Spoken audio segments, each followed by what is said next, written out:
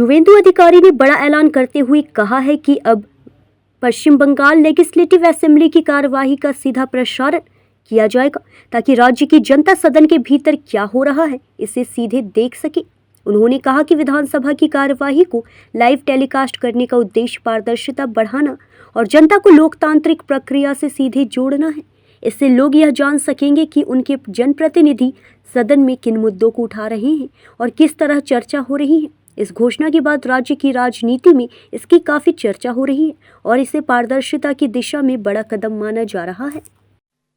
अन्यान्य राज्येर विधानसभार पारफरमेंस तार एलाकार विधायकेर पारफरमेंस सरासरि मानुष देखते पाय।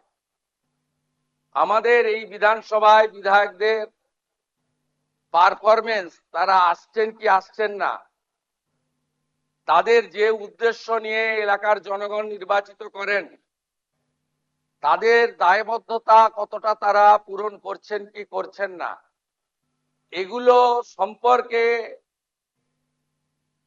ভোটার গণদেবতা জনতা জনার্দন তারা সম্পূর্ণ অন্ধকারে থাকে। তাই আমি আশা করব মাননীয় অধ্যক্ষের নেতৃত্বে এই ঐতিহাসিক বিধানসভা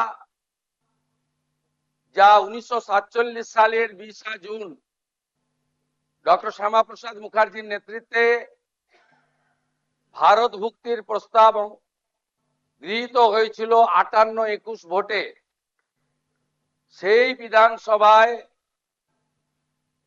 জনগণের নজরদারিকেও সুনিশ্চিত করার ক্ষেত্রে বিভিন্ন বিতর্ক প্রশ্নোত্তর পর্ব, bill, budget, departmental budget, private member bill, calling attention, zero hour, mention ইত্যাদি সবকিছুই